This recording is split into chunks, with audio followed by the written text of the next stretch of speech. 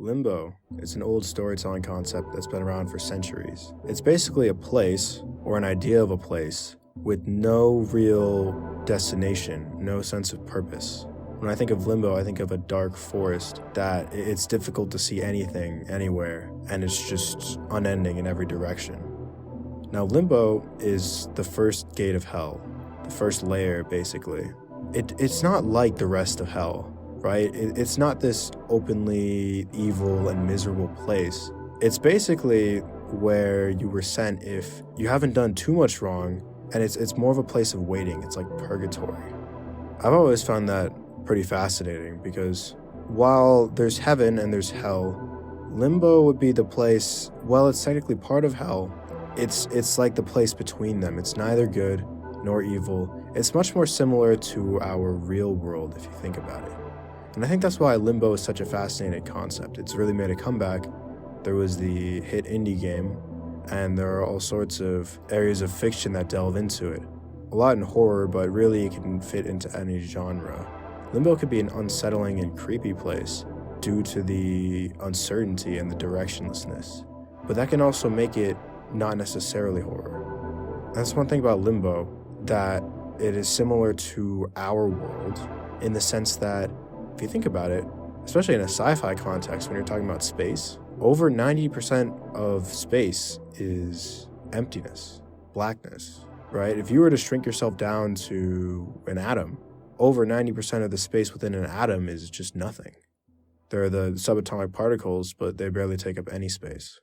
So if you think about it, this kind of unending blackness is much more reminiscent of our real world than any sort of a place like heaven or hell that has a purpose. Real life is chaotic and messy, and it doesn't have a purpose. And I think that's why the concept of limbo resonates so much. You can feel it on any sort of off day. Maybe it's overcast. They have these different hours of the day. I saw an Instagram post that was good. They have blue hour and gray hour. And it's basically when the lighting of the sky and maybe fog creates an effect of a singular color in the atmosphere. And that makes you think of limbo. Limbo can be very useful for horror. In general, a horror setting is going to have darkness and fog.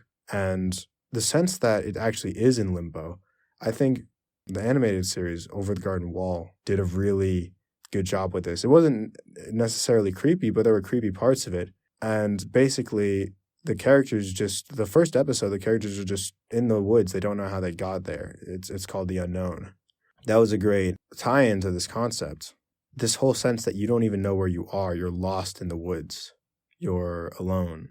I think that's what makes it so, like, it gives you chills, you know?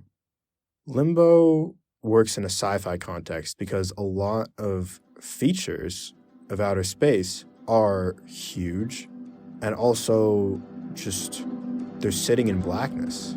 They're surrounded by blackness. So you could describe a planet that, right, it's an entire planet. The entire surface of a planet, you know, however many miles it would take you days and days to walk across it, years, however long, days versus years, but it would take you a long time to walk across it, right? Basically, it's just a big ball of rock, dead rock, nothing living there.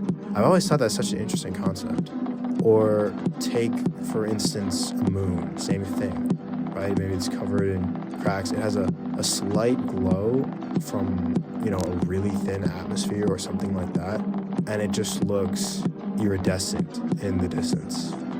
Now that evokes a sense of timelessness and a sense of limbo. That's why when I write sci-fi, I like to use descriptions that are like that. Even though I wouldn't consider myself necessarily a horror writer. I do enjoy, I've read a lot of Stephen King. I enjoy his work, so that's influenced me, but I wouldn't consider myself a horror writer, but I always like including these sorts of details in sci-fi descriptions because of this reason. It gives you a very unique feeling. And I think that's the closest to what it would really be like to explore space, because there's so much empty space out there and you really don't know what's going on. It's like limbo.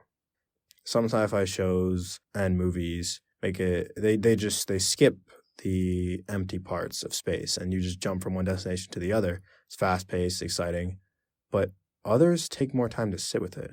This is why I like the movie 2001 Space Odyssey so much, and others of its time. You even see in the original Star Wars movie, New Hope, and just the original trilogy in general, and even Phantom Menace, they hang on to this, where the space scenes are kind of, there's something about the combination of the grainy film and they have a few like just empty scenes where nothing's happening. Maybe you just see a space station orbiting or something like that, and ambient noises.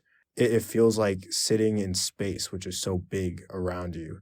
It's really cool. It makes it feel like space is just this place where you could get lost for the rest of time. So, I mean, that's doing my best to describe the concept of limbo. Whenever I think about this concept, it draws immediate inspiration for storytelling.